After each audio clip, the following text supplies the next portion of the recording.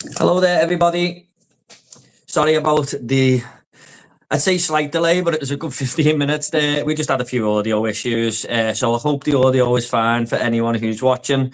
We did have Andy in here saying, evening, chaps. Oh, just have to say, show on stage. Hi, Andy. I don't know if you're still watching me, but if you are, thanks for coming along. He did say he was going to come along today, didn't he? So, mate, good to have you on again. How are you? All good, mate. Yeah, apart from our little same problems then. Yeah, I'm all good, mate. You okay? Yeah, I'm fine, mate. It's been a while since I've done a live stream, to be honest, but looking forward to it. It's always good to have you on, mate. We've done a few in the past, haven't we? Yeah, I haven't done one mine since the last one we done, I don't think. So All right, okay. Is that the last one you were on a live stream, was it? I think so, mate. Yeah, I've been a bit quiet on YouTube recently. Yeah. All right. So I've just had my wife to listen in, and she said the sound's fine on your end, so it was probably my phone or whatever, mate. So it's all my fault. The reason we're late, everyone, is because of me. I'm going to try and switch back to my laptop, because it's so much easier than looking through my phone, because Okay, mate. I don't know where I'm supposed to be looking on my phone. I'll only be 2 seconds to get back in. Oh, no worries. So have you got to log out and come back in, have you? I'm not sure. Will it ever go in just... Right, anyway, while you do that, I'll just tell everyone what we're going to be talking about today anyway. So we're going to just go over what we've been watching. Doesn't have to be horror, it can be anything really. And then we're going to go over some January horror releases. I've seen 9 movies, I think. Hang on, I'll just add bumper into this one. So you're on 2 cameras now, mate. No, I just... Yeah, I'll take that one out. It's okay. There we go. Yeah. Right, so yeah, we're just going to go over what we've been watching. A few January releases we've watched, new horror releases, some February releases we're looking forward to. And then I've got a few news segments to go through as well. If anyone wants to get any comments in, horror related, that'd be great. So we can answer some questions or whatever. That'd be great. It's always good to get some interaction. So, Craig, is there anything you've been watching lately? It doesn't have to be horror, mate. It can be anything. But if you've got any new horror releases, we'll talk about that in the next segment. But anything else? Yeah, so I've been on a bit of a mission now this year, like to go and see as many new films in the cinema as I can, because I get a bit fed up every December when everyone's watching Christmas movies and I'm trying to watch all the films, so I can do my top 10. So I'm going to try and go now. So yeah, I've seen quite a lot. I've seen Return to Silent Hill, I saw at the cinema. I saw Housemaid, Bone Temple. And I also went and seen Ben Wheatley's new film. There was a premiere in an art studio in Cardiff, by where I live, 20 minutes away, on Friday night. So we've done a sci-fi film called Bulk. It's like an old black and white 1950s throwback. Is mad when you think he'd done the Meg 2 before it, to see the difference in the scales of the production. And I met Ben Wheatley there and done a Q&A, so that was good. So yeah, I've been enjoying myself. Primate, that was the other movie I seen. I knew there was one in the back of my mind there. And I got to be honest, I haven't really seen a turkey, although Return to Silent Hill was a turkey. I don't really feel like I wasn't bored. Do you know what I mean? Like the time it went like that, I didn't want to look at my phone or anything. So I take that as a bonus. I was reading about Ben Wheatley's new film today. It sounds really weird. How was it? Was it good? I don't know, really. It's one of them. Like, I thought it was quite good because I don't mind the trippiness of it and the fact that it's like a black and white 50s throwback. I mean, it's got Sam Riley in it, so it's not as if there's no one of note acting in it, but it's quite low budget. It uses a lot of forced perspective and models and miniatures and things like that. So, and it uses lots of different camera techniques. So some of it's shot on film, some of it's digital. All I can assume is after he made the Meg 2, he thought, I just want to go and get creative again after like spending a year behind a computer desk. And that's just what it feels like, really, just a low budget throwback. It won't do that well, or it won't have a wide release. I imagine only Ben Wheatley purists will end up seeing it. But yeah, I mean, if you can catch it on your stick or whatever. Yeah, I only heard about it today, mate, when you said about it, to be honest. But he made Kill List, didn't he? Yeah, he made Kill List, Sightseers is a good film he done as well, with Steve Oram. And What's the other one? He done Free Fire, which is a bit like a Quentin Tarantino movie. Cillian Murphy, where they're in the warehouse and they're all like there's a big like drug deal gone wrong. Don't know if you've seen that one. No, And he's I done don't think I have, mate. No. High Rise as well, which was supposed to be a book that no director could turn into a movie. They tried and tried with what's his name, Tom Hiddleston. Yeah, I was looking at his filmography today when you mentioned him. I did see that. I haven't seen the movie. I've seen the poster though. I haven't seen the movie. It's supposed to be weird. And he's done the Meg 2. Somehow looked out doing the Meg 2 like to pay the bills or make sure his bills are paid. Yeah. So he's a pretty good director. And he's worked on Doctor Who. He's like one of the lead writers, Doctor Who, and he got his own comic strip on AD 2000 as well. Yeah, what was he like? Was he all right? Nice person? Oh, he's wicked, yeah. I met him a couple of times. I went to the premiere of Kill List back in the day. I got 3 kids. And I'm married, and it was still the best night of my life, that was. The Kill List premiere. I met loads of people, like Simon Pegg, Jonathan Ross. They were all there. The stars really turned out. Oh, nice. But yeah, he's sound, yeah, he's wicked. I did ask him a question. I've been in a bit fed up with a cold, and I had a bloody ulcer right on the tip of my tongue. I wasn't going to go, but because I had paid already, I thought, no, come on, let's just go. So I wasn't in the conversating mood. But someone asked him about Kill List and said, would he ever make a sequel? And he just said, probably not really. Yeah, it does feel like a bit of a one and done, that film, to be honest. It works on its ambiguity. Some people just want it all spelled out for them, but it's not the way that film is.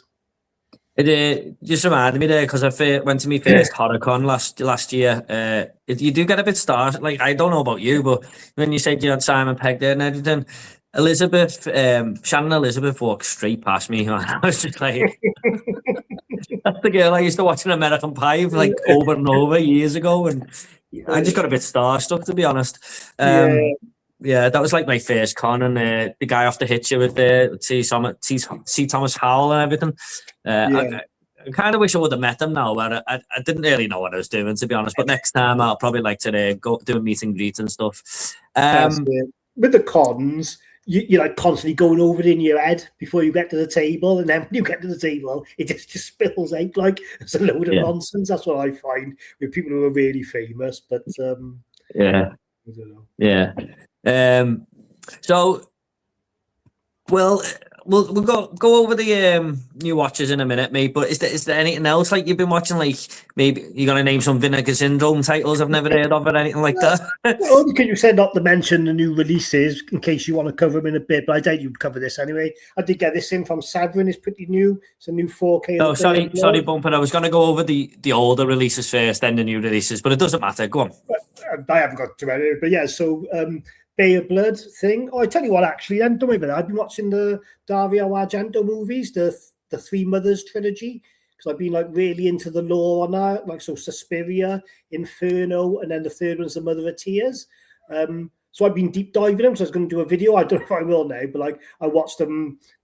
It sounds mad to some people, this, but like I watched the same film 3 times, 3 nights in a row, like just so I could know it back to back before, because I'm just that into the lore. Like sometimes I would doze off or I'd go make a cup of tea and miss a bit. But yeah, so over 9 days, I watched Suspiria, Mother of Tears, and Inferno 3 times each. Basically. 3 times each. In the night, like just, I don't know. But you must know that trilogy inside out now, man. Well, I hadn't seen Mother of Tears before, so that was the first timer. So I watched that a couple of times to get my head ready. With Dario Argento, you know what you say about movies these days, spelling it out for you. Dario Argento movies, you got to watch them a few times just to understand what's going on half the time. Yeah, I've only seen Suspiria once, and I thought it was good. I thought people have definitely overrated this film, though. But I've been wanting to go back for a while and rewatch that.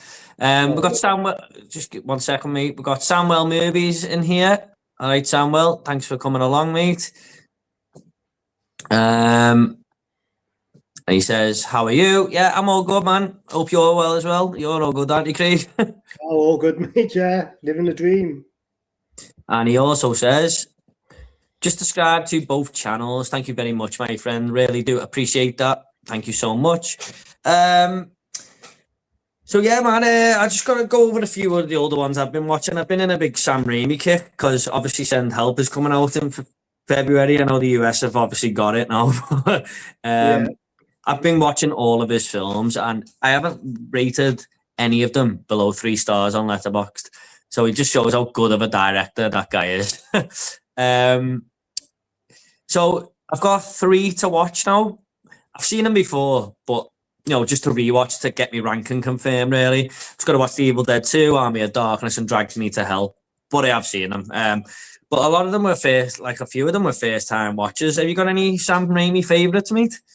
Me, oh, for sure, mate. Yeah, I mean, I love the Evil Dead, the first one. Like, I like the first one more than the second one, even though the second one's wicked. I know some people prefer the second one, don't they? But yeah, Drag Me to Hell, it's amazing as well.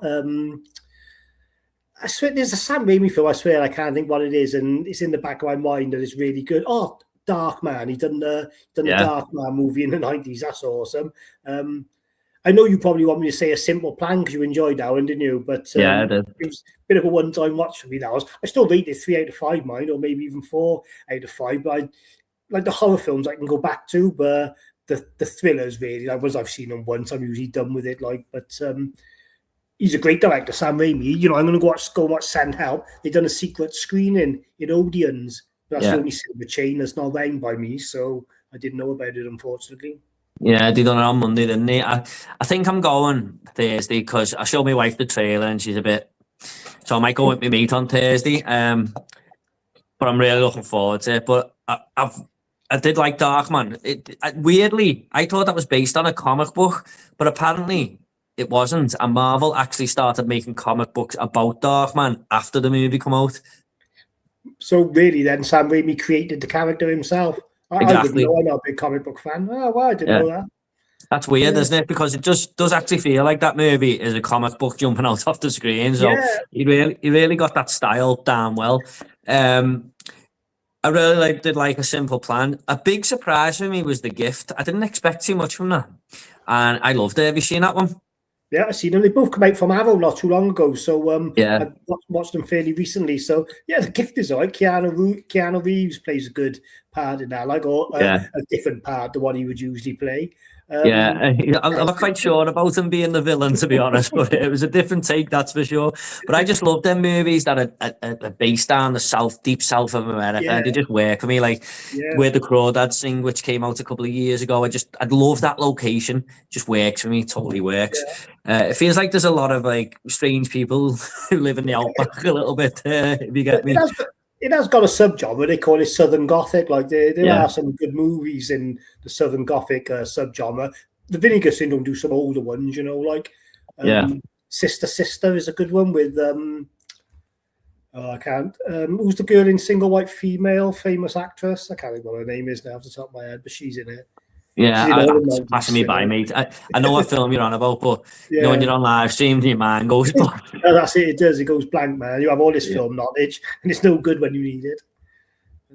But, Samuel says, Send Help was good. I posted my own review for it on my channel. Well, Samuel, after this stream, mate, or tomorrow, I'll try and check your channel out. Seeing as you're subscribed, I'll probably be able to find you, mate. So thank you very much. Yeah, he also did the Spider-Man trilogy. He did. And I got to say, up to now, Spider-Man 2 is my favourite Sam Raimi film, I think. They haven't been better, those Spider-Man movies. The first two, you could argue if the special effects didn't look a little bit dated, that they were probably the best superhero movies of the lot, really. I mean, apart from the darker ones on the DC side, out of all the Marvel ones, not much better than Spider-Man 2, really. Yeah, to be honest, mate, I'd only seen Spider-Man 2 once, and I always used to rewatch the first one because I thought this is just better for me. I just enjoy this more. After watching it again this time, I think it's one of the greatest films I've ever seen. Yeah, seriously, it's definitely one of the best superhero films I've ever seen, anyway. And it's got my favourite Sam Raimi shot ever in. People might disagree with this, but do you know when they're in the cafe, Peter and Mary Jane, and Dr. Octopus is walking towards them, but you can't see him. You can just hear him. And every time he does a footstep, the camera shakes and moves forward, and then shakes and moves forward closer to Peter and MJ. And I just thought that was genius, the way he done that. Oh, he's dropped his phone. My laptop was just sitting off there, mate. But yeah, no, I know what you mean. He's a master at them kind of different camera techniques. Yeah. We got Spectre QC5JY. Hi guys, hello mate. Thanks for joining. Hope you're good. How did Spider-Man 3 fall off so hard after two great movies? Yeah, I gotta say, mate, I still like Spider-Man 3, but there's so many problems with that film, man. There's loads of loose ends. The whole Harry story goes round in a circle. It's just a very strange film. I think there was a lot of studio interference with that one, but how do you feel about Spider-Man 3, Craig? I don't mind it. Like, it's a bit of popcorn fun, but they just try to shoehorn too many characters in. Like, you can tell Sam Raimi probably just wanted Sandman, but then the studio were probably pushing to get Venom in it because he wanted to, appease the fans. And that's it then, isn't it? Like, when you've got two people pulling in different ways, it's not going to work, is it? But why didn't he just leave him? They should have just left him alone because he made two perfectly good Spider-Man films. That's what I mean, isn't it? Like, if they wanted to do the Venom one, just, do a part 4 afterwards or whatever. But no, it's not like it's not going to make money, is it?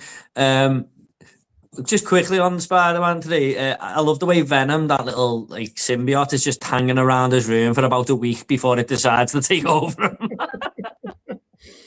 I remember I've only seen it once or twice ages ago. You thought Emo told me it was a good idea? Yeah, I know. That dance. So my screen has just gone very small there. Don't know why. Give me 1 second, mate. Sorry, mate. It doesn't matter. I can still see you. So talking about some January releases there, Return to Silent Hill. So you didn't mind it, or like you said it was bad, but you didn't really mind it that much. Is that right? Yeah, it was just eye candy one. For someone who's played the games, and mainly number 2, there's a lot of fan service, even though it was fan service maybe done in the wrong way for certain bits. I mean, it wasn't a good movie. They were all rubbish, and I knew what I was going to get into going into it, even knowing it was the same director as the first one as well. Just found it aesthetically pleasing, I suppose. Like, it was all right to look at. Yeah, I thought. Sorry, mate. I'm just fixing this a minute. I can't get used to this. What you call it? this new StreamYard format.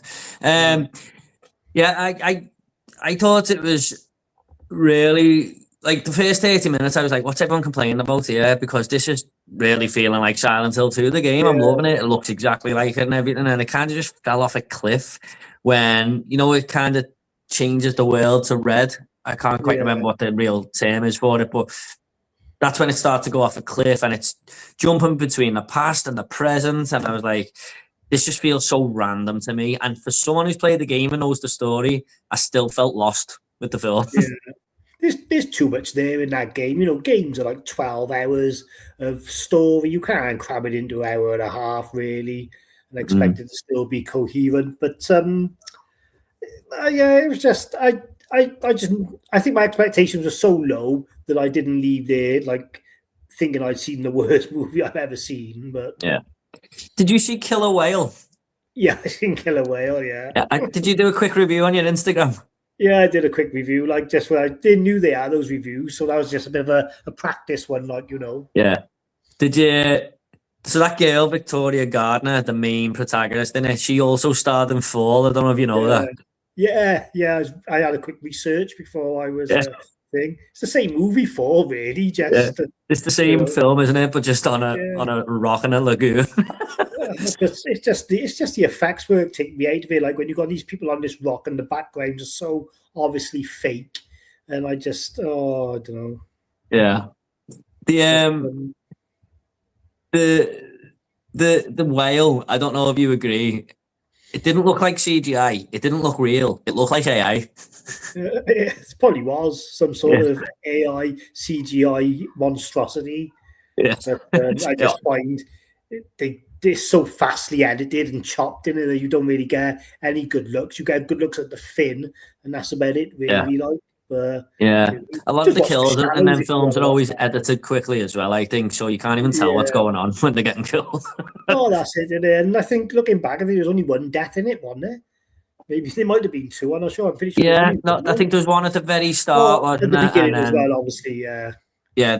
But See, That's I there think to that do film it. was worse than Return to Silent Hill, because although Return to Silent Hill was a load of rubbish in its story, I wasn't bored. But watching Killer Whale, I was bored out of my mind. You know what I Yeah. mean? So Yeah. It's mad we just get loads of these little streaming digital films out of nowhere, don't we? it's just cheap ways to make movies, isn't it? Yeah. So we got Ash from Popcorn Horror. Hi mate, thanks for coming by. Hey chaps, just got in from work. We'll look forward to catching up on this replay. Have a great stream. Thank you so much, mate. Really do appreciate it. I have to get you on one day, Ash, if you're ever interested. So yeah, mate. What else came out last month? So the main one I liked was 28 Years to Bone Temple. Yeah. I just thought the Jimmies in that were terrifying, and Jack O'Connell was just on top of his game. I love him as a villain anyway, but I think that might be my favourite Jack O'Connell performance. And I know a lot of people may have been salty over the end of the last one, but I do think this kind of makes up for it to take that in the direction it went in. But what did you think of that one, mate? You're a fan? Oh, it was an amazing film, mate. Yeah, good gore in it as well when they needed to be, fair dues. Plus, I love the director anyway, Nia DaCosta. I've been keeping an eye on her for a while. So, yeah, it was good. Ralph Fiennes was really good. The Jimmies, they've been causing a stir in America, like, because people have been dressing up as the Jimmies for the premieres and stuff, like, and then all these people are like, you don't know who Jimmy Savile is, you can't dress like him. Yeah. And finding out who he is, like, and it just makes me laugh. But yeah, great film. Like, I can't wait to see the next one either now. Like, you know what I mean? But Yeah. I liked everything about that film. Like, you know, there was good special effects, good story. You know, it's my sort of film, really. Like, to be fair, Yeah. Everything that I've seen so far. Yeah.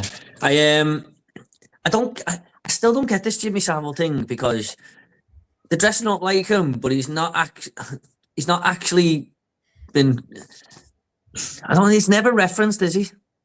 No, I think what they're trying to say is, like, because it all happened, the zombies took over in their world before Jimmy Savile was found out to be a bad guy in, you know, now. So they all idolized him and the Teletubbies. So they're like a cross between Jimmy Savile and the Teletubbies, isn't they? Because that's all he can remember from growing up, like, yeah, that's their last bit of pop culture, isn't it? Yeah, it's something like that. But I don't know, it's still a ballsy move, mine. And for Nia DaCosta to do it, because you could imagine Thing coming up with it, couldn't you? The Danny Boyle, but you know, Nia DaCosta probably wouldn't have had a clue who he was, would she? So I wonder who wrote it. Maybe Danny Boyle wrote it, I guess. I don't know.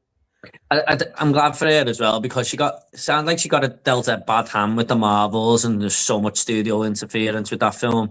But I did like her Candyman film, so I'm kind of glad that she's got this one out there now, and she's got a bit of respect on her name. So yeah, she's done a good one before Candyman, is when these two girls and their father dies, like, and they got to try and, like, get money to pay this drug dealer they owed money to. I can't think for the life of me what it's called off the top of my head. Someone might know. I was looking up her films the other day. I haven't seen that one, but that's the first one she made, I believe, isn't it? Yeah, I think it's called Little Village, or I don't know, something. But yeah, that's worth watching. And so the Marvels, I just don't think she could turn it down. It was probably just a nice payday one. You're not going to say no if you're an up and coming filmmaker. A Marvel knock your door. Like, I thought she would have been better doing Blade. I'm not trying to be, stereotyping, like, but, you know, because she's a black director and it's generally a black film. Thought they might have done that one, but obviously not. If that film ever gets made. I was going to say, I just don't think we're ever getting it. I don't think so. It's a shame, because Mahershala Ali's probably the best person since Wesley Snipes to take up the role, but hey ho. Yeah. He's getting older though, man. He's getting older as time goes on. So they're missing out, like, isn't they? You know, it's taking too long. Yeah. I'm just trying to think did you seen Primate, right? Primate, yeah, I've seen Primate, yeah. Yeah, I thought that was a good little throwback to the 90s, that one, or 80s even, just wants to have fun, no social messaging on there, social commentary on there, not mixed messaging or no metaphorical stuff, just a entertaining animal attack film. Yeah, just what you wanted is just a good creature feature, like you say, no hidden agenda or hidden messages, or no reason to get the the woke community wound up or talking about it. I tell you what, like I was so embarrassed. I didn't even know it was a man in a suit. Some of it, I thought it was Yeah. just practical effects, and they were that good. Like it just really looked like a thing. When someone said it was a man in a suit for most of it, I was thinking, bloody hell, I have to watch it again, knowing that now. Like, you know what I mean? But that scene when he's in the bedroom with the boy and he takes his jaw off, I was loving that. Like, you know what I mean? So yeah. That was such an iconic kill. But yeah, apparently it's a man in a suit and some of it's animatronics as well, which I just appreciate. They could have just went down a CGI route there and that would have ruined the film for me. So yeah, that's what I mean. It would have just took me straight out of it. But never once did the special effects take me out of it. Like, I gotta be fair. Yeah. We've got Keith Atkins here, who's a regular commenter on the channel. Hi, Keith. Good evening, guys. Has either of you seen Wormtown yet? That's a film from last year that's truly gone under the radar. Now, Keith, it's on my to-watch list. I'm definitely going to watch it, mate, because you mentioned this one to me, and I seen a creator the other day, Chuck, I think his name is, talk about it as well, and it's kind of reminded me to watch it. So I am going to get to it, mate, definitely. It looks like my type of film, but have you seen that one, Craig? I haven't seen Wormtown yet, no, but I know about it. It's on that Cranked Up TV, and like you say, people like Chuck the movie guy, they're all over Instagram promoting it. But yeah, I've seen the poster for it. There's like this woman like with the worm coming out of her eyes, so it does look pretty gross. I don't know if you can get Cranked Up TV in the UK. I'm not sure. Maybe you can on your laptop. I tried to first search on my TV, I couldn't find it. So I watching films on my laptop, so I'll probably see if it comes out on Blu-ray or something, I guess. Yeah, I'm sure hopefully we could find a way, but sometimes it might just be one of them. Like you released UK digitally in a few months, but Keith's seeing it. So Keith, if you know any secrets of where to watch that one, mate, please do let me know. But yeah, I do want to watch that. I believe it's like a bit of a modern Western type feel to it, but I might be wrong there. But I'm sure that's what Chuck said. I'm not sure. We've got Spectre saying, do you guys think... Oh, I'll just put it on stage there, sorry. Do you guys think Bone Temple bombing will affect the planned third instalment? Well, do you know, Craig, that it only made half of what the last one did? I did hear about it. Yeah. It's terrible, that word bombing, like, isn't it? Because it makes you think that the film's rubbish. But it was the same with Mad Max Fury Road. Like, not Fury Road. The other one. Furiosa, that's it. The same thing happened to that one after the first one made money, like in this case.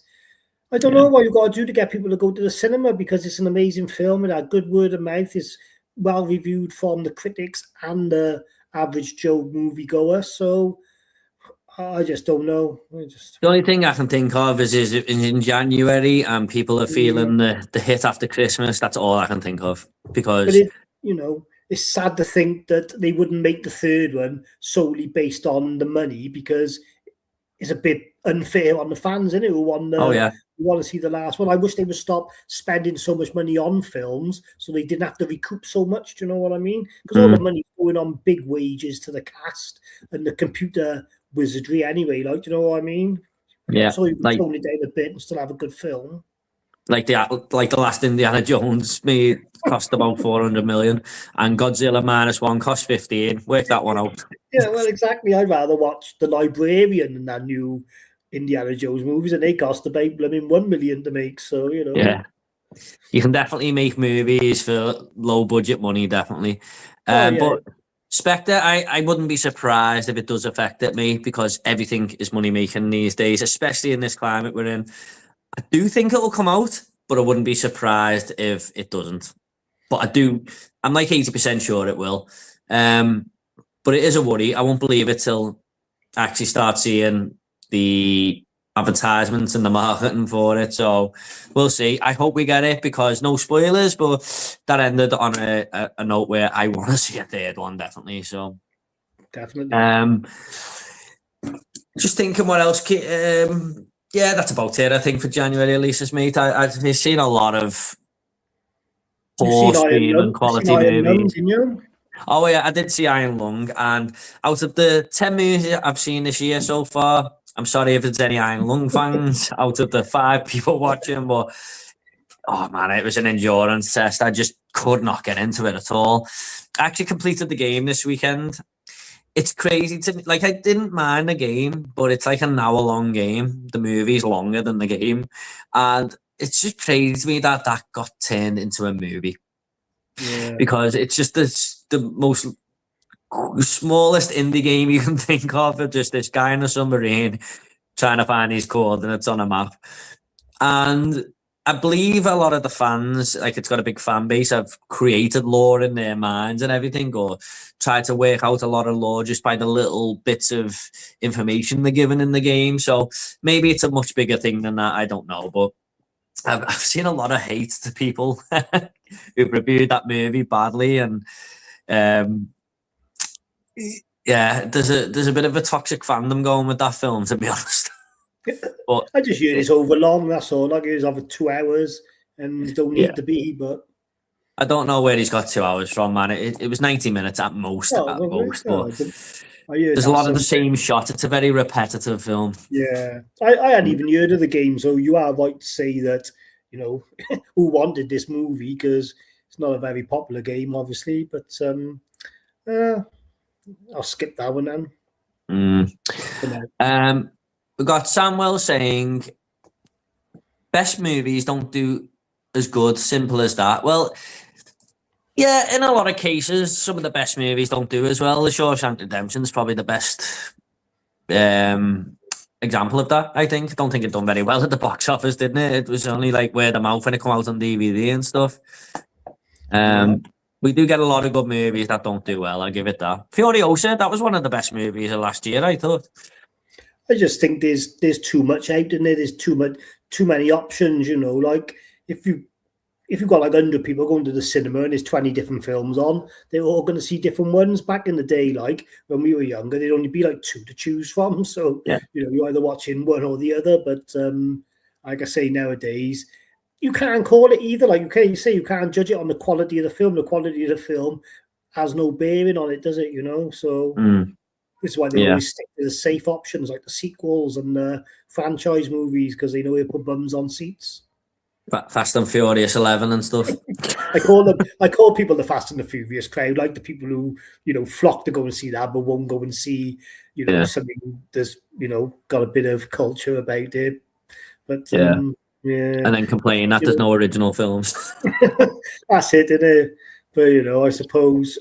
I'm happy for people to go and watch any film if it gets them in the cinema. That's why I don't mind That Housemaid. That Housemaid has done really well. That's why that movie hasn't leaked at all on the internet yet. Do you know what I mean? Because it's been doing so well in the cinema. I mean, it has now. Today is finally come out on VOD today, but out today, isn't it? Yeah, but up until then, there's been no leaks, because that's what does happen. If a film is good and it keeps turning the people in every weekend, it won't get leaked. But like Silent Hill will probably be out next week on VOD, because no one's going to go and watch it after the word of mouth for the first weekend.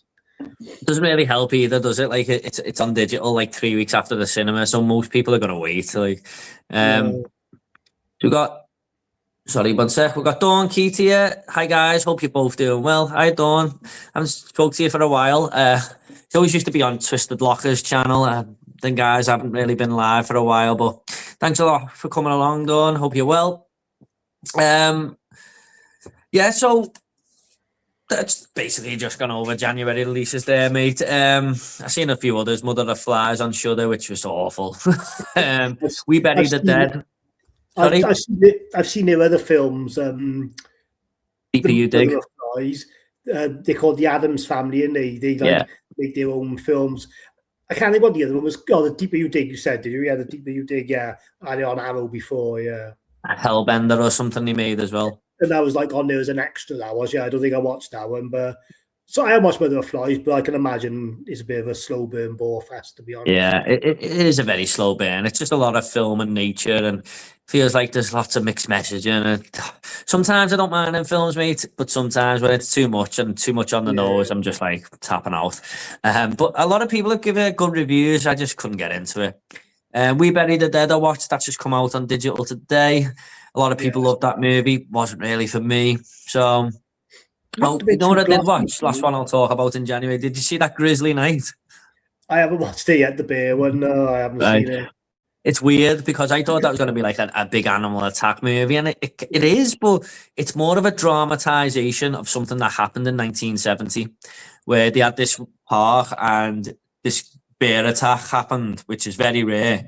But then this other bear attack happened on the other side of the park on the same night. So it's like lightning in a bottle, like 2 bear attacks in one night. And it's just about people trying to find the missing people that the bears have attacked. So it's like a mockumentary, is it, more than a film? It's not a mockumentary. It's just a retelling of it with using actors. But the bear attacks, you can tell it's stock footage of bears. Right, they try and splice it in that the bears are attacking these characters, but all you really see is the sleeping bags being dragged away and stuff. It's just stock footage of wildlife bears. That's it. The thing is, you used to get away with that in the 80s because, films were cheap anyway, but these days you won't get away with it. Yeah. Before we get on to the February releases, sorry, Dawn, I'll get back to that one in a second. Sorry. We had Samuel first. Do you guys like collecting physical media? Oh, of course. I think we're both avid collectors, aren't we, Craig? We are. I'm trying my best to have a bit of a dry couple of months, to be honest. I had to get myself back on my feet after Black Friday. But, you know how it is being a collector. Gotta get 1 or 2 in, and you like to get the dopamine hit. Yeah, I've definitely slowed down a little bit. I'm being very careful what I pick now, but I've got a lot of movies upstairs. Sorry, I'm not in the movie room tonight, guys, but I filmed a couple of videos up there before, and it was absolutely freezing. So I thought I'm not spending an hour and a half, 2 hours tonight. But yeah, I would like to do these live streams in future in that room, but yeah, I just couldn't. Sorry. But yeah, we're both avid collectors, Samuel, definitely. We've got Dawn here. Oh, you're welcome. All good here. I watched 28 Years Later. I did want my ending. What's that? I did want my ending, not how it actually ended. Yeah, I think she's on about the first movie there, isn't she? Unless you spoke to her previously about an ending that she discussed with you, that she thought would suit the movie better. I don't know. Are you on about 28 Years Later, Dawn, or The Bone Temple? Because if you're on about 28 years later, I know what you mean. A lot of people did not like that ending, but it makes up for it a little bit in The Bone Temple, in my opinion. But yeah, man. So we've got February releases coming out. There's one come out today on digital I am so excited for. I think it's more of a drama thriller, but that's called The Plague. Have you seen it yet? I haven't watched it yet. I only got around to watching We Bury the Dead earlier. I've seen these films come out, but I thought I watched that one quickly for the stream. But The Plague, yeah. So I don't really know much about it. I want to go in blind because I've seen a couple of, I don't know if you call them posters or just like art for the film, like these legs just in a swimming pool and all, and it sounds a bit creepy. I heard someone talk about it, but I'm subconsciously trying to only remember bits of what they said because I don't want to spoil it for myself. I know someone spoke highly of it, but I can't think of the exact reasons why because I don't want to, you know what I mean? I don't want to mention something in my own mind and spoil it. Yeah, okay. Well, I won't go over what the whole movie is about, but I've heard so many YouTubers basically hype it up. Basically, you've seen it at Fantastic Fest and stuff. So basically, it's about this kid with a skin rash in a water polo club. That's all I'm going to say. I've seen it was something set in a water polo club, so that's no spoilers or anything. But so and I think it said on the tagline it was a mix of Cronenberg and someone else, so I was up for it definitely. Right, it's got a bit of a bullying aspect to it as well. I think where they all pick on the kid with the rash and stuff like that. Yeah. Sorry, Bumper. I don't want you to not talk about We Bury the Dead if you watched it for this stream, mate. So just what did you think about that? I didn't mean I watched it for this stream. I just thought if it comes up, out of all the movies that come up today, that was one to watch. Oh no, I didn't like it. I straight away from the start, it irked me because it just looked like Homes Abroad, like you'd see on ITV on a Tuesday afternoon. Like it's so digitized and it got no filmic feel about it. Do you know what I mean? Some of the effects was all like on the zombies, if you want to call them that, and I was kind of working at the same time. I kind of lost interest in it, but Yeah. Yeah, I no, was I don't so want to waste any time on it. I was looking forward to that so much, and it was just a huge disappointment. I thought, Yeah, I huge didn't know it was set in disappointment. Australia, so that piqued my interest when it first came on. I quite like films set in Australia, but Oh, definitely, mate. I've only seen a anyway, handful of them, but they're all great. Like Snowtown and Snow what's the other Time, one? gee whiz. Sorry. I said Snow Time, gee whiz. Yeah, that's heavy. But it's got like a realistic feel to them, haven't they? Like Hounds of Love as Yeah, well. That's another good one. yeah, Hounds of Um, Love, got a wicked soundtrack. Wolf Creek, obviously. Wolf Creek. Yeah. I don't know if you've seen Knit Ram as well. That's another heavy Uh, film. Nick Ram, yeah, with Caleb Landry Jones, you know. Yeah, what an actor he is, man. Do you know Um, he didn't even want to be an actor when he's in The Last Exorcism, his first film? He was just like, well, I don't know the exact story of it, but he was like just collared into it like somehow. Do you know what I mean? Like he was like spotted or asked if he could just do it for help someone out or whatever. And well, yeah, the rest is history after that. Then, like he is yeah. one of the best actors working today. Like, but yeah, I don't think he ever wanted to be an actor. He's in the new Dracula that's coming out, isn't he? I believe it's already out in some of the countries. But Yeah, I've seen it. Yeah, what's it it's all like? right. But no, I didn't like it that much. It's got these ridiculous CGI little like Gargoyles. yeah, like gargoyles in Yeah, it, so and it is. and I usually like Christopher Waltz. He's usually a wicked actor, but he is just phoning it in. He's probably just so bored of playing the same guy after Frankenstein because he is basically just playing the same role. I didn't think it was that great. Yeah. I'll still check it out, but I've heard very mixed things about it, to be honest. There's So don't. worse. Sorry? I was going to say there's worse films you can watch. I'll Mm. go wait. So Dawn says, I was on about, 28 years later. I had my head a different ending, not actually how the film ending. I'm not on about Bone Temple. Yeah, it's a strange ending, Dawn. It really is. But I didn't mind it. It intrigued me. And I was just like, oh, what's coming next? Because I kind of like this world Danny Boyle set up. And to see like different weird communities all going around there would kind of work for me. But I know I'm in the minority there. But I yeah. love 28 Years Later. I did. I thought it was Yeah. awesome. Wicked Yeah. cast as well. Like, What about the ending then? what, at the Bone Temple or 28 Years Later? No, 28 years later. I don't. What do you mean when you say the ending? What are people irked about? No, The because Jimmy's came in. people are irked about the Jimmies, aren't they? Where they just appear out at the end and do all the Power Ranger stuff. Oh, it don't bother me. It's just, I mate, you know, I got my vinegar syndrome at, and I watched so much weird shit, and that really wasn't that weird. I'm gonna be honest, like for me. Yeah. So no, I enjoyed it. I thought it was good. Yeah, it didn't bother me at all. That was my third favorite movie of last year, I think, just behind Weapons and Marty Supreme. So, I really loved it. I loved it, me. Twilight Limits is here, saying hello, Twilight Limits. Thank you so much for coming along, my friend. Hope you're well. So, is there anything in February, mate, that you got your eye on? Yeah, cinema-wise, I think there was quite a few movies. I said to my missus, I'm going to be out a few times in February. So first one was Send Help. So that's out now. Mate, you have to give me some egging on because I'm hopeless when it comes to remembering off the top of my head. Let me just... Yeah, it's all right, mate. I've got a few in my head because I've done a video on this the other day. So Send Help is definitely one I'm going to see this weekend.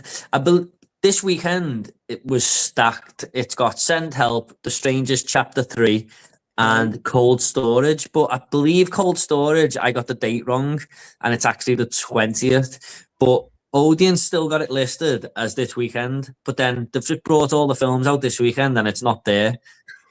So when you say upcoming films, it's still the 6th, but it's not showing at the Odeon this month, so this week. So every other source says it's the 20th, so it must be the 20th, and they've got a little bit of a hiccup there. But I thought that was this weekend. But this weekend, we've got The Strangers Chapter 3, and we've got Send Help. And we've also got a Lauren Rivera film called Twisted, which is coming to digital.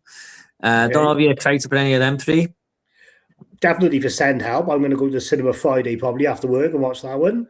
The Strangers 3, probably not, because I haven't watched the other two, and I've heard on the grapevine they're going to splice together a supercut of all three when the third one comes out, so I'll just wait and watch that probably. And the other one with Lauren Lavergne, there's a good director involved in that one. I remember reading about it. I can't think who it is off the top of my head. But yeah, I watched that one probably. Will it be on Shudder? Is it or? I don't think it's on Shudder, mate. I think it's just coming to digital, to be honest. But it sounds okay. It's like they do a bit of a scam and it works for both of them about a house or something. But the landlord's got like a twisted past and comes after them or something like that. Sounds all right. But I just love Lauren Rivera anyway. I'll watch it because she's in it, to be honest. Yeah.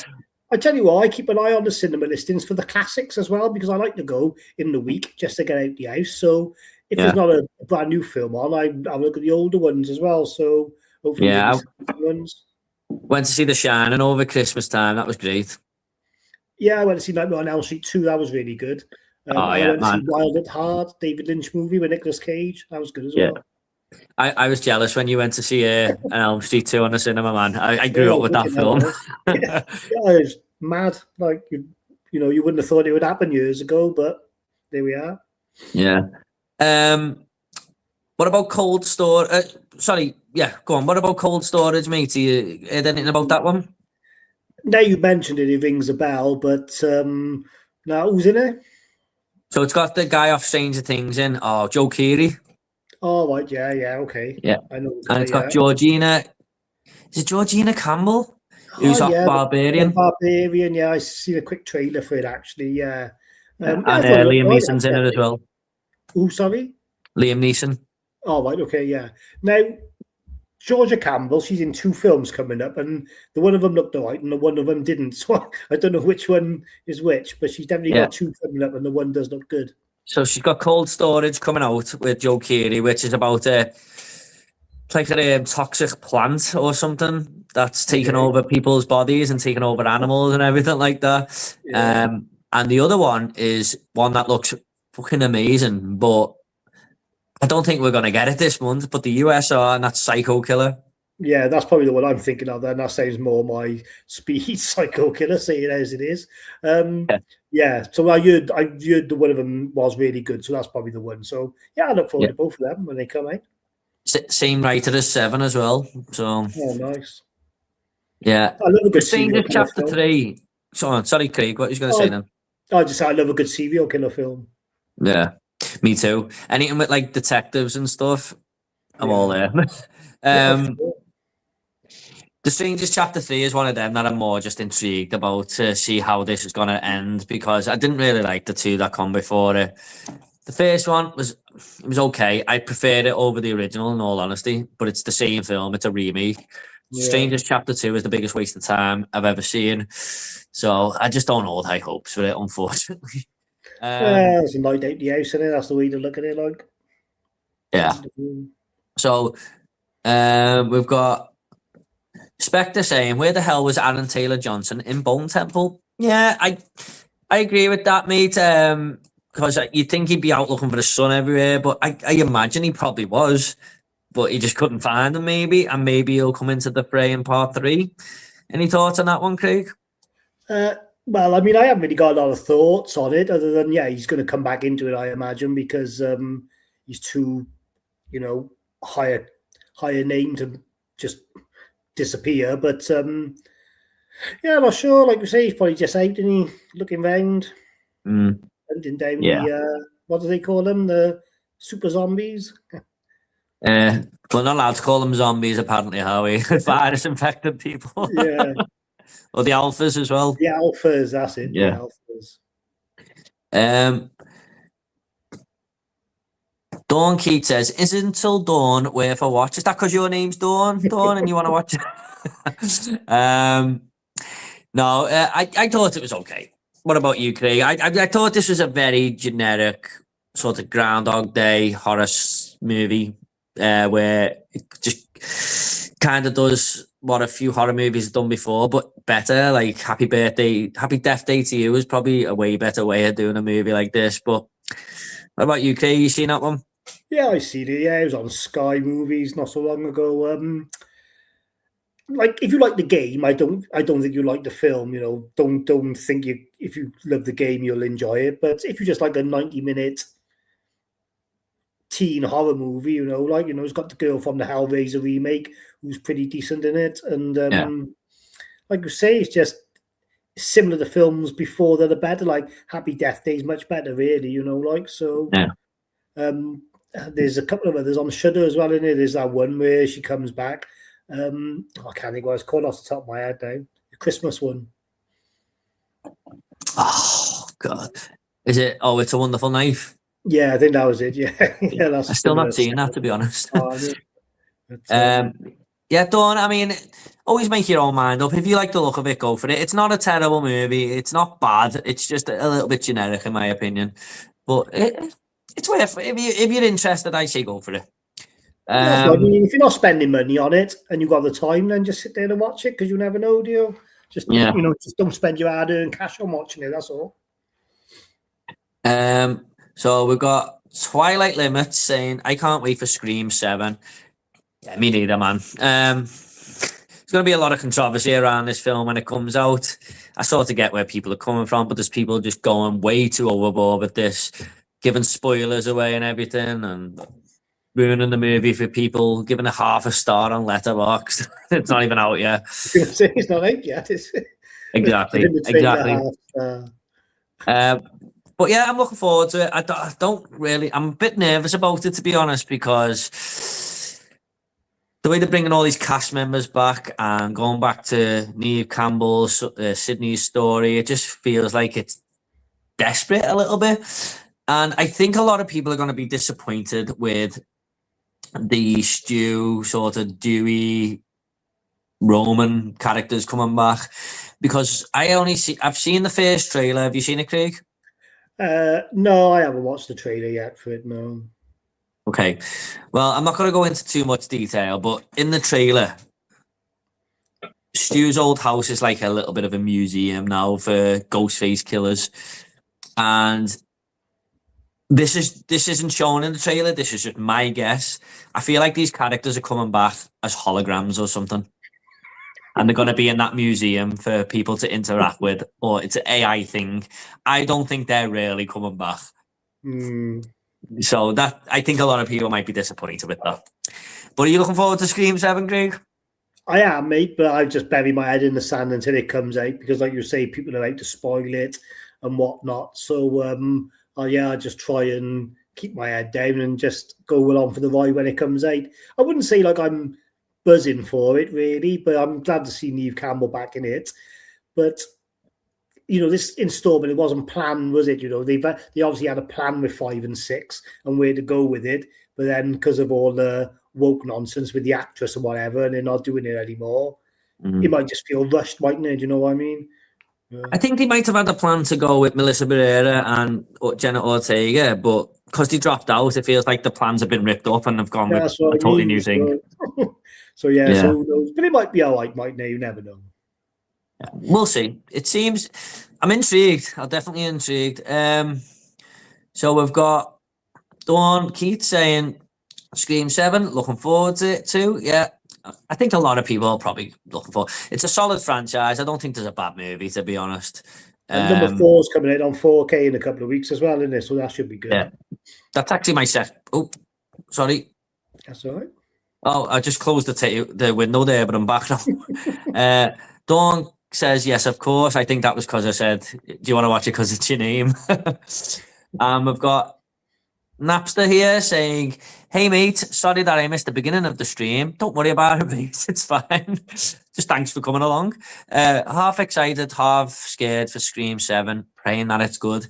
Yeah, just spoke about that myself, mate. I feel exactly the same, and I think Craig does as well. So we'll see. We'll see. It could be a total mess. It could be actually the one that breaks the consistency of the franchise. It could be one of the better ones. I suppose that's the fun of going into these movies, isn't it? We don't know. So, there was another movie coming to Shudder later this month called Crazy Old Lady. Don't know if you've heard of that one. No, I haven't. It looks okay. It's about this guy who his ex-girlfriend phones him and says, can you come and look after my mother in an emergency? And apparently the mother's gone senile and starts tying him up and everything. So it looks all right, to be honest. So I just wanted to mention a couple of the news segments that's been happening over the last month, mate. So we got Sinners at the Oscars. I don't know how invested you get in the Oscars, mate. Is it not something that you're bothered about, or I used to love a good awards ceremony when I was younger. I used to stay up and watch book the day off work and all that. But yeah, I'm not as hot on them as I once was, to be honest. But it's great that all these films that we enjoy are getting recognised, because when I used to watch them, it used to be a load of crap, really. You know, I used to watch it thinking I was this sort of next level movie lover. But in the back of my mind, I was just thinking these movies, you know, back in the day with films like, I don't even know, The Artist. King's Speech. Remember that? The King's Speech, yeah. The Artist was one that won it back in the day, but they seem to be giving it the better films these days, you know what I mean? Yeah. So yeah, a lot of the films that have won in the past just are totally forgotten now. Like well, The that's King's what I Speech, mean. man, is one of the most boring films I've ever seen in my life.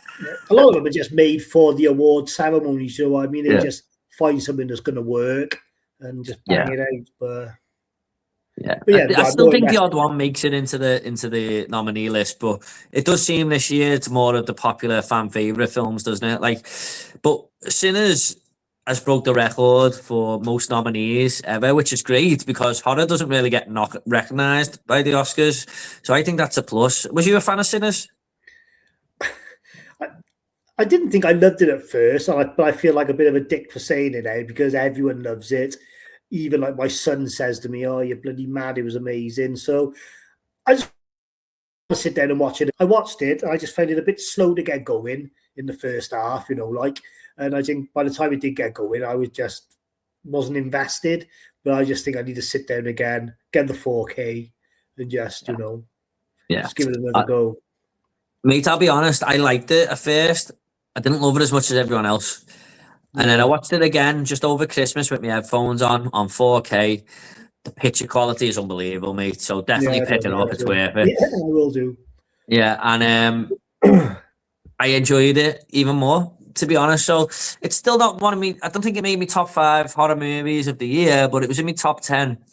I do think it's a solid film, and I would easily rewatch it again. I feel like there's more I'm going to spot every time I watch it, but I definitely liked it more the second time. So I want to love the director because he's doing the X-Files again, isn't he? So I don't want any negatives going into the new X-Files. So is he remaking the X-Files from scratch? He's like the showrunner or whatever. He'll probably like direct the first couple of episodes. So it's not a continuation. I think it's being redone. I don't know whether they'll have Mulder and Scully as new actors and actresses, or it'll just be 2 different people altogether. But I haven't read much about it. I just know he's doing it. That's all. Zach's something, and I know Ryan something. Ryan Coogler, isn't it? Ryan Coogler, yeah. Well, I just think it's good that it's been recognised in horror, getting all the nominations. I know it's a lot of people call it a drama movie, but it does feel like it's got that.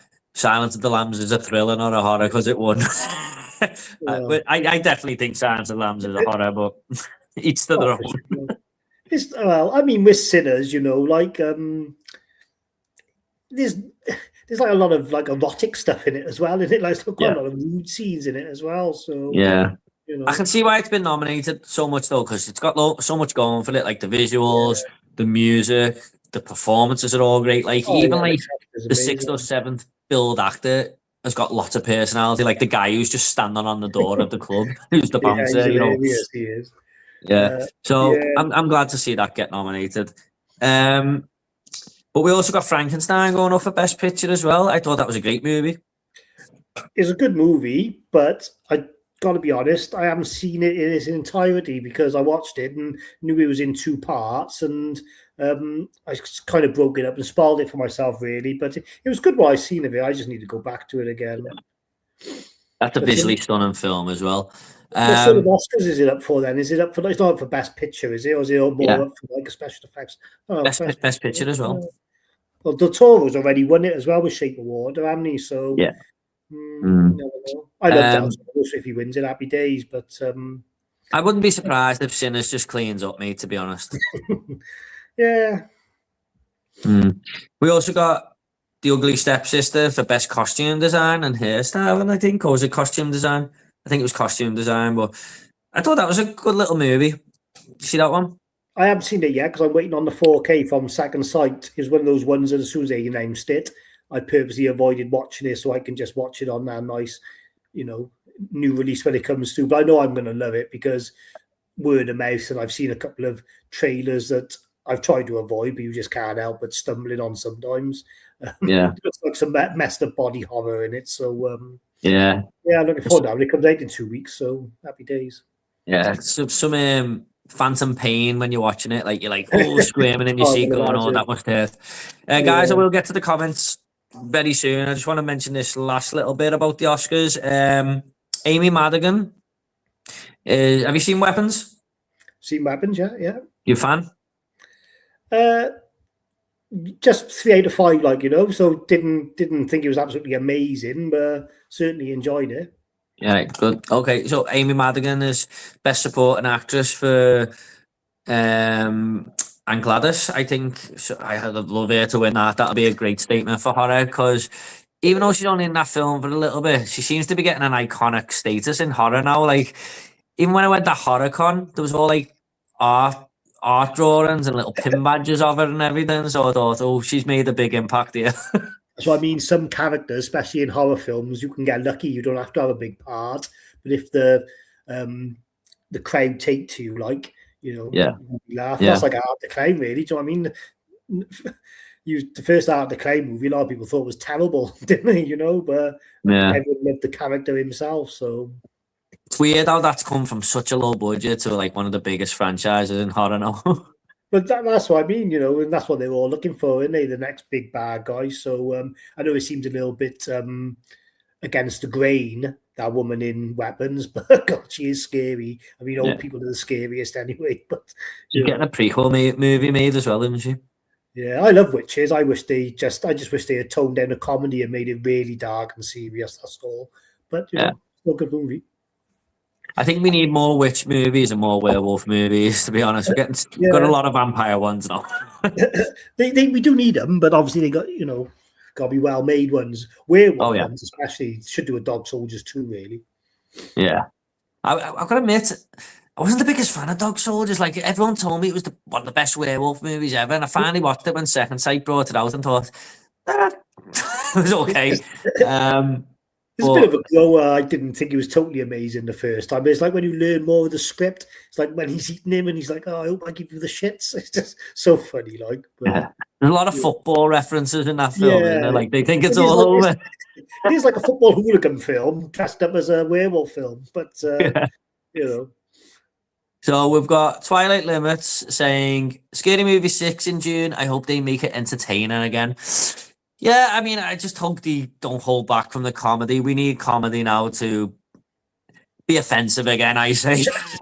Oh yeah, it's too much of a minefield comedy now, and I just wanted to get back to the way it was. We don't get too many good comedy films these days, do we? I can't remember the last time I seen a comedy that made me really laugh. Superbad's probably the last good comedy in my opinion, but Scary Movie 6, it could be alright. Is it the Wayans brothers or is it someone else? So it's the Wayans brothers, I think, are starting. I don't know if they're writing it, but it's a different director who's made not the best movies, I think.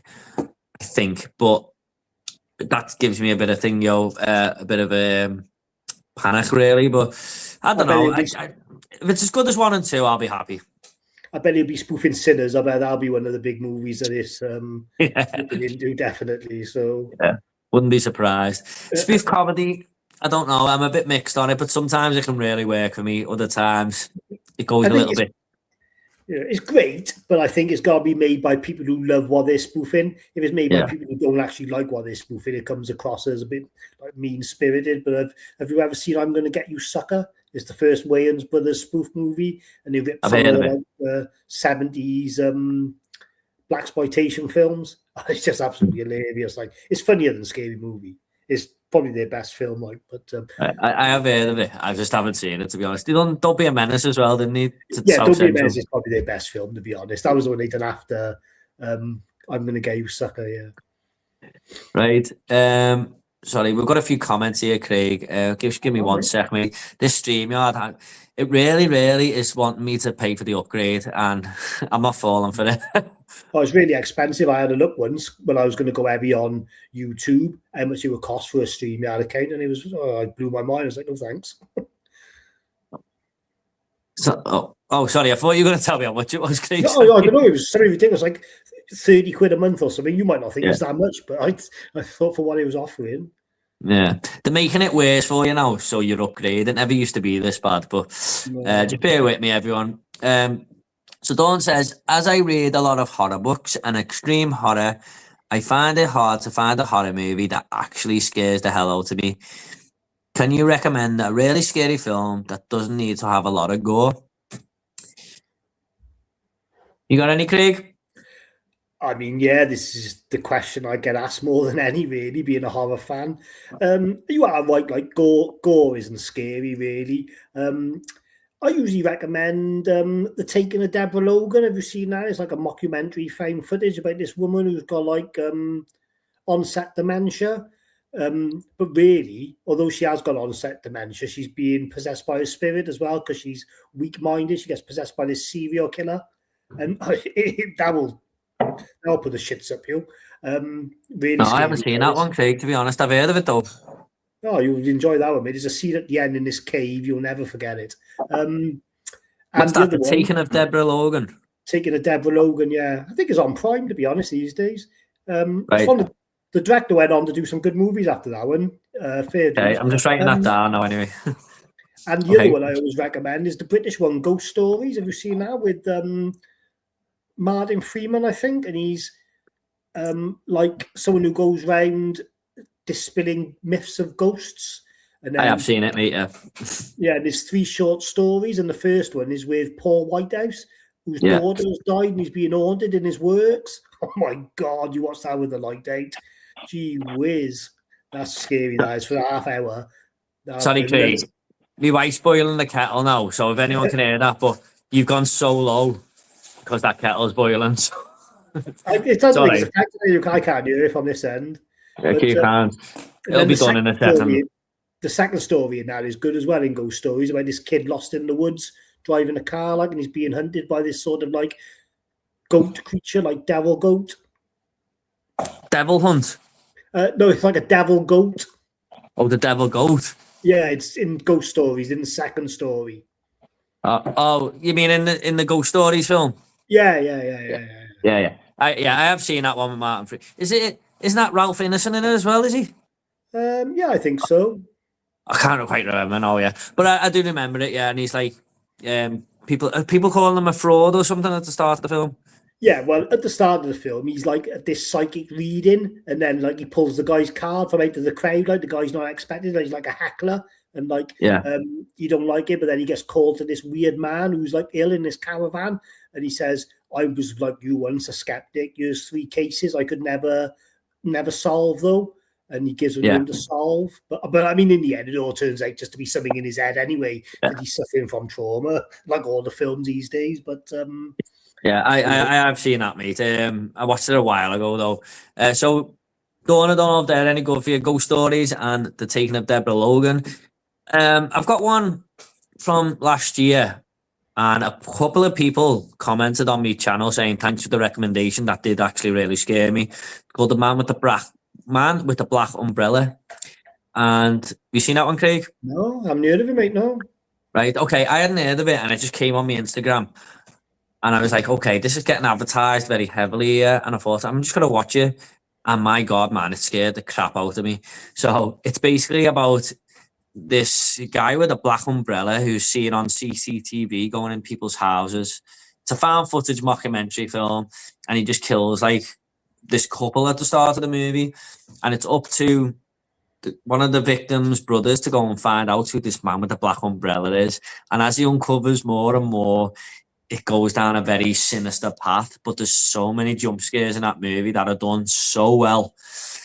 And I was just like, my wife heard me from the other room shout and jump out my seat. I was just like, oh my God.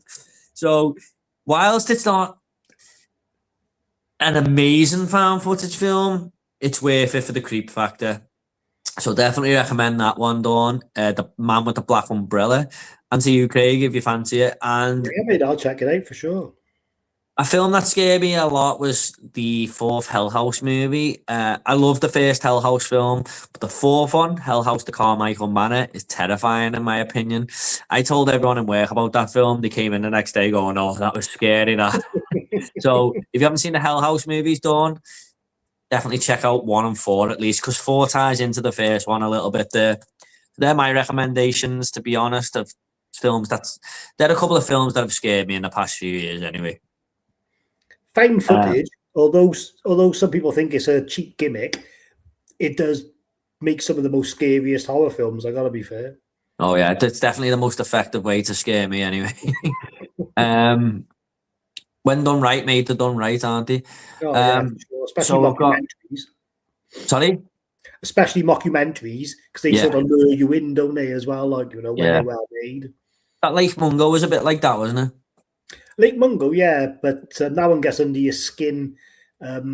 It's like it's got a bit of a creep factor, hasn't it? It's like not so much what you see, but it's just the way it makes you feel. If that means anything. Like, my only problem about that film is about halfway through, I felt like I'd been cheated for the first half of the movie because it was all like a bit of a setup, wasn't it? Yeah, but the other wanted to like keep it relevant, but the Last Exorcism is the best one, I reckon, for mockumentaries. That film's wicked. That's definitely a good one. I love that one. What's the worst? Twilight Limit says, "What's the worst cinema experience you ever had?" Now, I'm going to be honest, guys. I don't get too many bad cinema experiences. Like, a lot of people seem to complain about other people in the cinema, and I go about 100 times a year. Maybe not 100, but I go nearly, I'd say once a week at least, and sometimes twice a week. So let's call it 70, 80 times maybe. And it's very, very rare I get a bad cinema experience. I've had a couple of times, but people have just sort of told them to be quiet straight away, and if they do.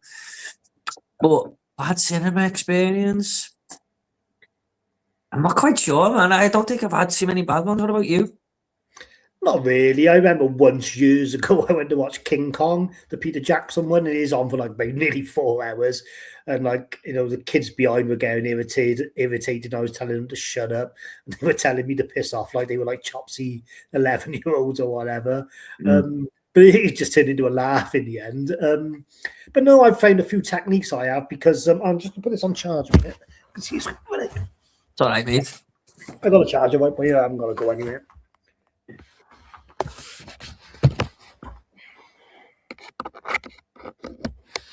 Yeah, so I got a bit of a tactic now because I know what I'm like. I get really frustrated. If I see someone on their phone out the corner of my eye, it will bug me. I won't be able to concentrate on the film.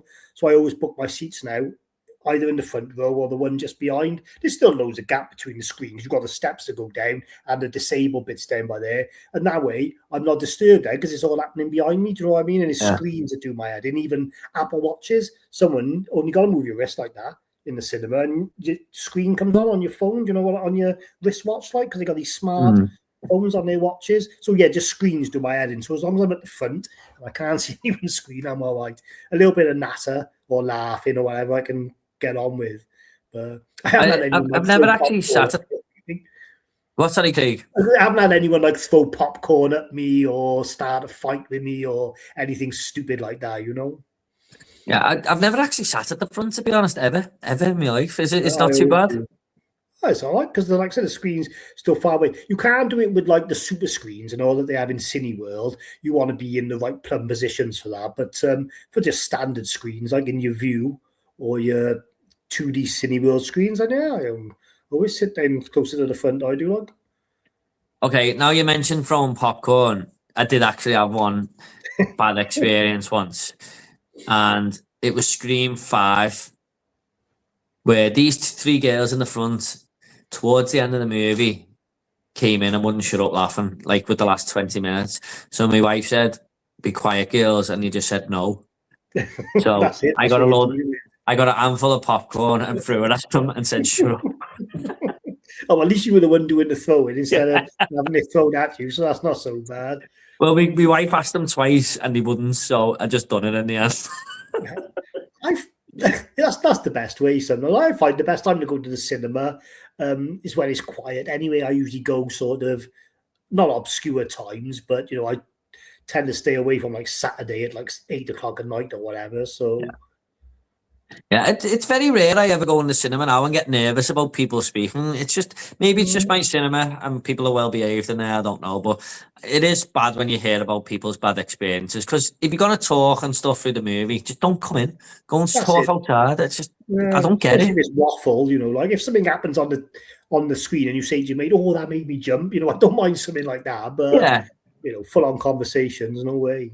Yeah, that's fine. But if me and my mate sometimes might say something to each other in the cinema, we just whisper it to each other, and it's usually about the film or something. No. I've seen people doom scrolling. Like I've been at films and I've looked down over, like you see the screen, and they're just on Facebook, just like this. Just so annoying, isn't it? Yeah. So we've got Cat Meow 3825 there.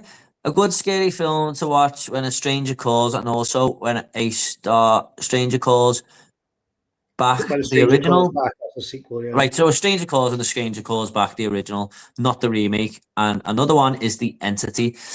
I've never seen When a Stranger Calls, but I have seen the first 15 minutes of it. That's all you need to see. Yeah, I bet you've seen these three films, Craig, haven't you? I don't know if I've seen the sequel, When a Stranger Calls Back. I've seen When a Stranger Calls, the remake and the original. And I don't know if you want to skip straight past that, because I love The Entity. The Entity is one of the best. Barbara Hershey, based on a true story as well. And is that William Friedkin? No, William Friedkin don't direct. You're thinking of The Guardian, but The Guardian. That's it. The Entity is based on a true story, and this is what got people really scared of Poltergeist, and the Poltergeist movie, because it's about a woman who's sexually abused by a ghost. Right. And there's scenes of a ghost raping her or whatever. And that was pretty taboo in the 80s, like when it came out, and for it to be based on a true story as well. So if you ever get a chance to see that, mate, that's a wicked film, The Entity. Right. I'll just write that down now. I've heard of the title. I was getting confused with The Guardian there, to be honest. The Guardian, that's about a bloody killer tree in it. Yeah. I bought this. Doesn't a woman come out the tree or something, or she wants the baby or something? Yeah, it's something weird. It's been years since I've seen that film. Yeah, I bought this horror trailer DVD years ago, and that was on there. But When a Stranger Calls is good, but it's a weird paced movie, like you say. Like the good stuff is at the beginning, and then it just goes a bit boring. But if you're watching it alone, I can see why it would put the willies up you a bit, because, well, it's just that thought of being home alone in there and someone harassing you on the phone, like. Yeah, I've heard it does go downhill after the opening, but Hell House LLC loved number one, definitely. Thanks for the recommendation. I'll try Man with the Black Umbrella in this. Yeah, well, I hope you enjoy it, Dawn. If you haven't seen Hell House 4, the Carmichael Manor, definitely check it out. Man is great, and I hope you enjoy the Man with the Black Umbrella. Hope it works out for you there. Man with the Black Umbrella is a 2025 film, so it's pretty new. So we got Napster saying, I try and avoid going to cinema at the weekends, to be honest. The midweek moviegoers seem to be much more respectful. You just said that, haven't you, Craig? Yeah, I tend to go on like a Wednesday or a Thursday, like depending. Like my missus will have like an exercise class on the one night, so I'll have my time on the next night then. But Thursday's usually my days. Yeah, it's quiet down there. Like you don't really get too much going on. I remember I went to see Cocaine Bear, and there was about 15 lads, all a group of friends, who came in to watch it on the Friday night, and I went, these aren't going to shut up here. But to be honest, they were quite respectful. Yeah, it's just the way kids are these days. Like my son's 17, and when I was 17, like I was a completely different person to what he is. They are respectful these days, and you always get the odd one, but most of them are all right. Yeah, I think it was worse back in our day, mate, because kids were just... Yeah, I remember back in our day, they used to buy the straws from McDonald's and like spit like chews out of them or whatever at the screen and all sorts. Like when you So it's probably the worst I had was when the movie froze just as it was starting, but they fixed it after a few minutes. This reminds me, I have got a worse cinema experience, but it was nothing to do with people in the cinema. When I was a kid, I was obsessed with the movie Speed.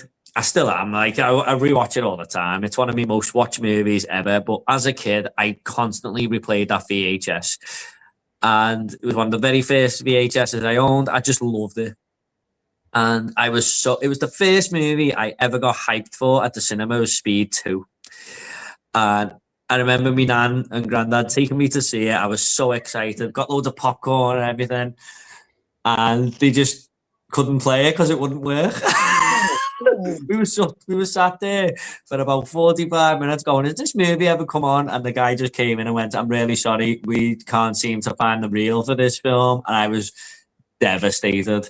That was the first movie I ever really got hyped for. And I went to see Men in Black instead because they said you can go and see that if you want. And luckily that didn't turn out to be a bad film at all. So also, I did go and see Transformers Rise of the Beasts, is it? No, hang on. What's the last one that came out? Yeah, Rise of the Beasts, wasn't it? I think so, yeah. Oh, no, sorry, not Transformers 1, the one before it. I think it was Rise of the Beasts. With that. That's the 90s one, the hip hop type one, and they're like Rise of the Beasts. Yeah. That went off 20 minutes in. It just went and went blast the screen, and everyone was like just laughing, going, what the hell is going on here? So they're like two different bad cinema experiences I've had, I suppose. You had anything like that happen to you, Craig? Yeah, I was at a film festival once. We were watching this movie called Burning Bright. Have you seen that, with the girls trapped in the house with a tiger? What's it called, sorry? Burning Bright. No. It's, the girl in it, Ivana Evangelina, or whatever her name is, she's in Step Up. She's pretty hot, like. So it came on at the start, Meatloaf's in it, and they were all talking like they were chipmunks. So I don't know if they had like the audio on like a high pitch or like a times 4 or something. So everyone in the cinema was laughing. They all said like they were on helium like for 15 minutes, and then the guy came in and said, "I would turn it off and start it again." But that was quite funny. And once I went like you. Once I was buzzing for a film, Gremlins 2. Loved the first one. My dad took me to the cinema to watch it, and they wouldn't let me in because I wasn't old enough. It was like a 12. What film was that? What? Sorry. Gremlins 2. Oh, Gremlins 2. Yeah. So I had to watch Dick Tracy instead. I was gutted, but then Dick Tracy was all right. So, you know. Oh, Gremlins 2, man. I prefer that over the original, you know. Yeah. I like it. I don't know if I go as far to say I prefer it over the original, but it's different, isn't it? Like, you know, you want a different movie. It's a wacky, crazy film, mate. Yeah. I do like it. It's a very good film. Good meta horror, like. So we've got Dawn here saying, thanks for the cracking stream. I'm off to bed to get some night. Have a lovely week ahead. Thank you so much, Dawn. I always appreciate you coming on. Thank you so much. Really appreciate it. Have a nice sleep. And thanks for joining. Cheers. So I've got another comment here. Sorry. What's happening in America is like a reality horror movie. Yeah. It's just the world we live in, mate, I suppose. So, what time are you good till, Craig? Whatever, mate. Okay, we'll just go over these next little bits quickly. Did you see the Faces of Death trailer? It's been taken down, haven't it, already? Didn't it, like... Has it? It might be a PR stunt, I don't know, but I think they were saying, like, it's been taken down off YouTube for violating... whatever, you can only see it now through the bloody disgusting website. But I started watching it, but I don't know, it just... Yeah. The reason I brought it up is because I just don't know what the hell this film is. I know what Faces of Death is, obviously, and I've seen it, but why are they bringing this out again? Thing is, it's got like an all-star cast. Well, not an all-star cast, but you recognisable faces in it, like the guys in it from Stranger Things. So I don't know how it's going to go, really. Like, it's getting a cinema release as well. But the big sales pitch with Faces of Death is that you're supposed to be watching something real. So obviously, if you see the bloody Caleb Montgomery or whatever his name is in it, you're going to know straight away it's not real, isn't you? So I just don't know what the storyline is going to be. I think they like. Exactly. I just don't get it. I just don't get what the hell is going on. Yeah, I think they're like a group of people who look at like internet videos on like rotten.com and stuff like that, and then they're trying to decide which ones are real or not. I don't know. It's just There's a death in the trailer where she gets run over by a train and it looked fake. So Yeah, I've seen someone getting. I think someone was getting attacked by an animal on the quick bit I seen, and it was like a building collapsing as well. But yeah, I'm it's not. like I'm not a trailer man. See, the original had loads of fake stuff in it anyway, didn't it? well, I didn't know that at first, and I was a little bit disturbed with the monkey scene. But the worst is the seal clubbing, and the seal clubbing is real. But when they're on that in that field, just smacking the seals, Yeah. that was done me. That did I didn't like that at all. Like, I've seen some stuff in my time, but I think that guy getting executed in a chair was fake, wasn't it? yeah, most of it's fake, and the monkey brains, and obviously when they're eating the person at the ritual, that's obviously fake. But there's a couple of bits in it that are real. There's a bit, the thing at the end, isn't it? Like it's like a full on shootout, isn't it? Like, you know what I mean? I think that's real. Yeah. Real police footage from a shootout. But it's mad, isn't it? It's about 6 of them as well, isn't it? oh yeah, there's loads, mate. They go on and on. But like I say, that seal clubbing, that was enough for me. I don't want to watch anymore after that. Poor buggers. So Twilight says, thanks for the live stream. I was waiting for it. I had a few more questions and forgot what they were. Don't worry, mate. I've got a couple of topics here and then we'll probably just wrap it up after that, to be honest, unless we get more questions. But don't worry about it. Thanks so much for coming along, mate, and commenting. So we also got James Wan with some Saw involvement, that he's going to be heavily involved with the next Saw film. You seen Saw 11? Is that the last one, is it? Yeah. No, sorry, Saw 10. Yeah, I've seen the last one, yeah, where it's like the prequel when he goes to that clinic and it's really a scam. Yeah, I've seen that one, yeah. Yeah, well, apparently he wants to keep Jigsaw alive and well in it, so I think it's going to be a carry-on of that, to be honest, the way he was talking. He said he can't... I wish Lee Wanell hadn't killed Jigsaw off so early with the writing, so I just want, more than anything, for that Cecilia character to get the worst death imaginable. We didn't get it in Saw 10 at the end. She's still alive, is she? I know the woman, the blonde woman, but... I presume she's still alive because she's hanging out the bloody gas canister and she can breathe. And it was either one or the other was going to die. So that can't be the death she gets, man. It just can't be. She deserves the absolute worst death imaginable. The thing is, like, Saw's not Saw without Jigsaw, is it? So they got to do something for Tobin Bell.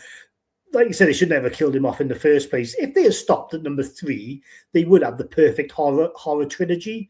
But, you know, like everything, they got to keep it going and keep it going. So now it's just gets to the point where I don't care about continuity, but you've got to just have Jigsaw in it and you've got to have Tobin Bell in it, or there's no point really. Like, it's like Blumhouse have got it now, so they're definitely going to do more. Yeah, even if they have it so he like come didn't die, like survived somehow having his head drilled through or whatever, I don't know, but yeah, you know, we'll see. We'll see. As long as it's gory and the traps are good and there's a lot of practical effects rather than CGI, I'll be up for another Saw movie. I don't mind them at all. I'm just glad James Wan's involved in it because I think that man's got talent. I know he's not directing it, but he's a solid director, I think. They were talking about Mount Rushmore of horror directors on a podcast I listened to, Cody and Chuck, and they actually put James Wan on there, and I was like, what, really? And then they went over his filmography, and they made a good point about it, to be honest. I don't think he's quite on mine, but he's made some solid horror films. Yeah. Well, I mean, the thing with the Mount Rushmore is you can only pick 4 in this, so 4 is really hard work when you've got John Carpenter, Wes Craven, Toby Hooper. But James Wan, you know, he's definitely my favourite modern day horror director. And there was a time I was doing a video on YouTube of all my ratings of his films. So I got them all on physical media, and he has got a great filmography, fair dues. Like, I sold some of them afterwards because they were like Fast and the Furious 7 or whatever. I'm not really interested. Aquaman. Aquaman had a steelbook and that sold that one. There's another one he did that was a bit crap as well. I can't think what it was, but film like Dead Silence is good. The Revenge one with Death Sentence. And Death Sentence, and yeah, it is Dead Silence, isn't it? The other one with the puppet, is it? Dead Silence? With the puppet. Yeah. So I've always been Team James Wan, like since his early days, you know. So I've got no reason to doubt him. As long as it's not a cash grab, it is. As long as he's not going back to it just for a cash grab. No. I think Malignant's solid as well. I love that one. It's a wicked film, Malignant. Yeah, it just takes a couple of watches sometimes just to sort of get your head around it. But if I was doing a make Rushmore 21st century horror directors, he'd be prize fund of it. Do you know what I mean? But when you're talking forever, then I don't know if he could be in my top 4 best directors ever, but definitely modern day. Him and Mike Flanagan are the modern day. Mike Flanagan is a shout. Yeah, in Mike Flanagan, then obviously Del Toro, but some people might say you could leave Del Toro out because he's more of like a fantasy sci-fi kind of manager, football movie director as well. Yeah, but, Mike Flanagan, James Wan, Alex Ajar, the French guy who done High Tension. High Tension. Yeah, so he's done some American films as well that are pretty good, like Crawl and whatever. So, did you see that last one he done? Was it what was it called? Where they're in the woods, Halberry? Yeah, I did see it. Yeah, it was all right. Yeah, with the ropes attached to them and stuff. What was it called? Bring her year or something like that. I don't know. I was going to say Bring Her Back, but that's the Philippe Brothers one, isn't it? That's the other one. But yeah, I know the one you mean. He done one before that as well on Netflix, like a woman, and she's like trapped in this like, well, I don't know, like machine or whatever, and then there's a twist at the end, which I won't spoil, but I think it's called Oxygen. Have you seen that? All right, no, I haven't seen that one. No. Yeah, it's only like a 80-minute tight-knit thriller type one person location movie, but yeah, it's pretty good. Music to my ears then, mate, when someone recommends a film and says it's 80 minutes, I'm just like... yeah, that's what you want, isn't it? By the way, mate, I forgot to say something I mentioned I watched last night, and I recommended this to you on the last stream we were on, and I think you watched it the next day. And weirdly, I watched it again last night because I'm going to review it, and my review is going to drop tomorrow. The Stranger Pray at Night. I fucking love that film. Yeah, so I didn't watch it the next day. I watched it when we finished the stream because I needed to wind down, like, and it's only on for about 70 odd minutes, wasn't it? So yeah, that's what just reminded me because it's a very quick film. Yeah, I had it on DVD. I found it in a charity shop, and then you gave me the G up to watch it, and yeah, I'm glad I did really like. Yeah, it was all right, I thought. Last bit of news I've got here, mate, is that this is a film I sadly haven't seen, and I should have watched it by now, so you can revoke my horror card. But I don't know if you've seen Possession, the Video Nasty. Yeah, I seen it. Yeah, I got the second sight when they came out not so long ago. Yeah, I should have picked that second sight. I do want to watch it. It's high on my list. Sam Neill in it as well, I believe. Sam Neill and I forget what the lady's name is now. I can't think. Is it a good film? Oh, it's amazing, mate. Absolutely amazing. I thought it was going to be one of these like dramas of just two people shouting at each other all the time. Do you know what I mean? With a little bit of like, I don't know, like horror, trauma type attached to it. But I'm not joking, mate. This is one film where they don't show you the best stuff in the trailer. The trailer is quite low key. There's stuff going on in this film. It turns into Hellraiser for a minute, like in some bits. Like, you know what I mean? It's not like just these two people arguing all the time. It's a deep psychological movie. It's good. I'm gonna get on it. Well, they're doing a remake. Oh God! Margaret Qualley apparently is starring in this one. You know, After Substance. Yeah. Oh yeah, Margaret Qualley. Yeah.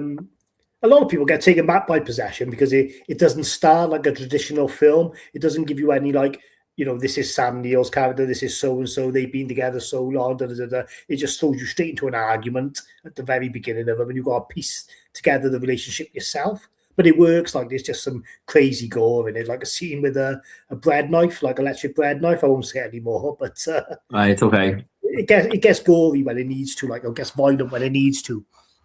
Right, I'm going to get on that definitely then. Oh, it's good, mate. So, not a fan of this being remade then? Well, I don't know. Like, I give anything a chance, but I just think, just make a film and say it's a film like Possession. Don't say I'm remaking Possession. Just say I'm a director who liked Possession, so I want to make my own kind of film similar to it. That's all. Like, do you know what I mean? Yeah. All right, mate. Well, that's about it. I think that I've wrote down, and we're at the end of the comments now. So I don't know if you're happy to just end it there for tonight. For sure, mate. All I was going to say is one other film that's getting good word of mouth. I don't know when it's out, but it's called Obsession. That's one to keep an eye out for. Yeah, that's my most anticipated film of the year, mate. Oh, there you are. Then. So you already know about it. So that's all right. Yeah. So yeah, anyone in the chat, put that one in the calendar, Obsession. And but yeah, I think that's about it. Then we covered everything. Yeah, that's coming out in May, I believe. So if you haven't heard of that one, guys, get that on your list. It's apparently about a girl who's obsessed with this guy because he wishes for her to be obsessed with him because he's in love with her, and it goes too Yeah. far. So very excited for that one. Cuddy Barker made that, didn't he? I'm not sure, mate, to be honest. Again, I won't look into it too much because I want to go in blind, but just you. Okay, well, speaking of low runtime movies, Cuddy Barker is a YouTuber, and he's made loads of shorts on YouTube. He's got a big following, but he actually put a film on his YouTube channel last year called Milk and Cereal. Oh, it's the same guy who done Milk and Cereal. I seen that. Yeah. You seen that? Oh, I seen it. Yeah. Yeah, so it's him. So he's got a lot of talent. I thought that was a good little found footage film. So I'm very excited to see this one. Right, yeah, I did watch that Milk and Cereal because people were recommending it. So yeah, that was one of the ones I watched in December when I was catching up with all the movies. Yeah. Okay, well, thanks everyone for coming along and getting all your questions in. Bumper, thanks so much. Oh, Craig, sorry. Thanks so much for coming along, mate. I'll get you on again if you ever want to come on in future, of course. But anytime. Yeah, sound. Okay, so thanks everyone. Hope you all enjoyed the stream. If you're watching on the replay, please hope you enjoyed it, and throw us a little like and everything there. It'll help the channel. Thanks so much, everyone. So you all take care. I'll see you all on the next one. Laters. Later.